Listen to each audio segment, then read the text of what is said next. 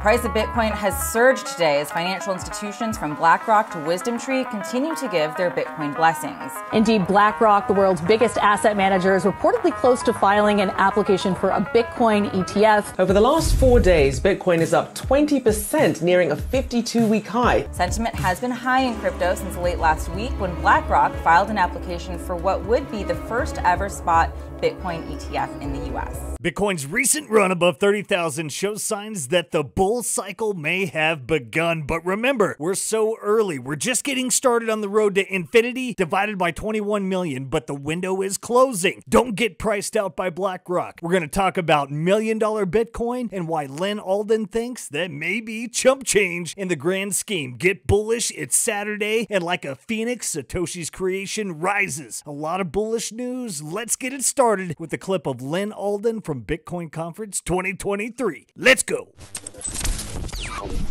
If you talk about $1 million Bitcoin, it can sound silly, but it's really not when you look at total market capitalization and things like that. Basically, I think that this is the best money that humans have, and I think the total addressable market of money is extraordinarily big. I mean, we're talking tens of trillions of dollars, and I think Bitcoin is going to get a very meaningful percentage of that. We have to think globally when you think about this question. So in the United States, we have the dollar, we have a lot of other assets we're happy to monetize, you know, S&P 500, high quality property, things like that. But when you look around the world, capital portability is a bigger thing, right? If you're in Lebanon, it's a small country, it's going through a currency crisis. If you save in property that you might want to bring with you, if you saved in real estate or gold and there's some sort of issue that you want to be able to leave, you're going to have a harder time. Whereas if you have a percentage of what you stored in self-custodial Bitcoin, you've kind of like made the initial investment to now have this portable wealth that you can bring with you anywhere. Who wouldn't want to have that optionality?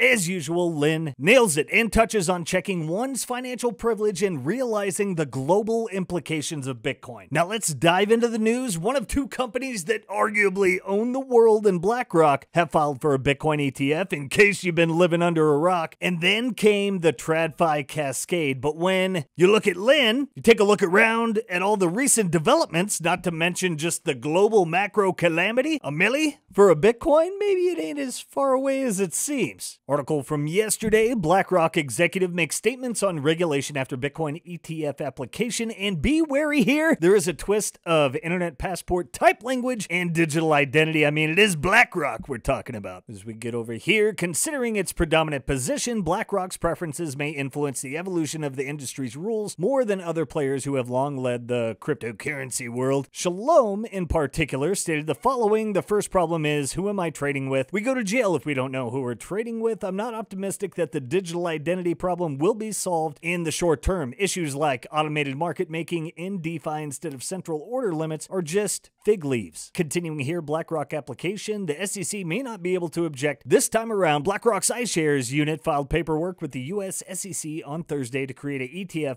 based on the spot Bitcoin. According to the filing, the fund, which would take the name iShares Bitcoin Trust, would have Bitcoin held by a custodian on behalf of the trust as its main asset. In addition, the filing states that the custodian would be Coinbase. For instance, we see that although the SEC has approved several Bitcoin futures ETFs and now a leveraged Bitcoin futures ETF, we may get to that later, it has specifically rejected attempts by other asset management firms to launch a spot Bitcoin-based ETF, including Grayscale, VanEck, and Wisdom Tree. But BlackRock may not be easily rejected by the SEC as the world's largest asset manager with more than $10 trillion in assets under management. The company and its CEO, Larry Fink, have considerable political power that could equate to that of the SEC and its leader, Gary Gensler. Sui Chung, CEO of Benchmarks, a subsidiary of Kraken, commented on the filing thus: the proposed ETF is compared to the CME CF Bitcoin reference rate. CF Benchmarks only source price data from the exchanges that adhere to the highest possible standards of market integrity and transparency. This protects investors as the products compared to it can then consistently and reliably track the spot price of the underlying asset. And once BlackRock jumped in, Everyone and their grandmother decided to file for an ETF. The race to launch spot Bitcoin ETFs, the applications of Wisdom Tree, Invesco, and Blackrock. Boom! Last week, Wisdom Tree, an asset management firm, submitted an application for the Wisdom Tree Bitcoin Trust, a fund that would be traded on the CBOE platform. Similarly, Invesco, an asset manager with $1.4 trillion in assets, submitted an application for its own Bitcoin spot ETF, which has been dubbed the Invesco Galaxy Bitcoin ETF. And we've talked about this. What are BlackRock's chances? It's very high to get approved. It is believed that a spot ETF from a reputable entity such as BlackRock may have a better chance of overcoming the legal impasse. In the meantime, there are clear signs of optimism beyond market sentiment. According to Cochrane, therefore, BlackRock's offer has a good chance of being approved by the U.S. authorities. Indeed, he points out that this is a very different structure than previous attempts coming from a behemoth that knows no defeat. They've only had one ETF out of like 570 get denied, so prepare yourselves. When a race kicks up and you have more demand and you have a fixed supply asset like Bitcoin, there's only one way the price can go. And I thought this was interesting.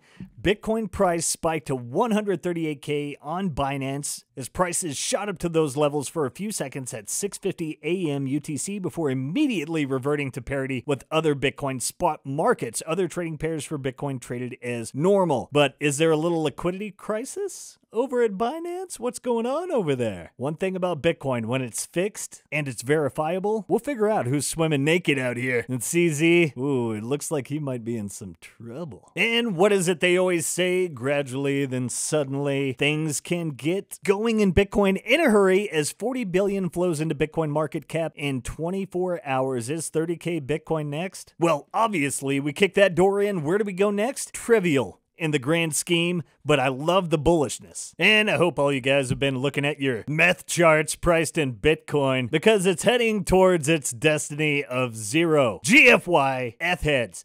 But trader Peter Brandt says Bitcoin will outlast all other shitcoin assets as Bitcoin dominance breaks 50% en route to that mighty 100. And Michael Saylor said 80% in the short term is not that far-fetched. Then we had this article from Cointelegraph, 4 things that can spark the next Bitcoin bull cycle. Well, the Bitcoin halving is one thing it lists. That's less than a year away, and it appears the big dogs are racing to front-run it. The Blackrock Bitcoin ETF filed 99.9999% chance of getting approved. Bitcoin dominance rising above majority share of the entire market and just continuing to rise. We also had the Bitcoin price bull flag and we saw the breakout to 31K, but we're just getting started. Again, we're probably not bullish enough. As $1.4 trillion banking giant Deutsche Bank files for crypto custody license. And oh, but wait, there's more. Bitcoin whales have accumulated $3.5 billion worth of Bitcoin amid the market downturn. So what was smart money doing? As Dell told you guys the other day, look at what they do, not what they say. You know what? I hear something, guys. What is that? Shh. Do you hear that? It's the winds of change. Yes, indeed, the winds of change. And those of you that survived your first trip down to Goblin Town, welcome. You have been reborn a Bitcoiner. And that's a wrap today. Let me leave you with a thought. We are not bullish enough. The rumblings we heard back in 2017 are now becoming an undeniable reality as the institutional phase of Bitcoin is taking shape. But remember, dear friends, do not be tempted to sell your precious Bitcoin to these institutions. Instead, embrace the power of self-custody. Take control of your financial destiny and safeguard your Bitcoin. In this journey towards infinity divided by 21 million, the bright orange future beckons. And it starts with each and every one of us doing our part. Together, let's spread the sound money gospel. Keep stacking those sats, for they are the building blocks of a future where freedom reigns. Make sure you tune in to Simply Bitcoin. Every day we're dropping the sauce, dropping the signal. Monday through Friday, 12:15 Eastern Standard Time. Simply Bitcoin Live. You don't want to miss that. Make sure you click that notification bell and we'll keep you up to date with all things Bitcoin and the peaceful revolution. Until next time, guys, peace.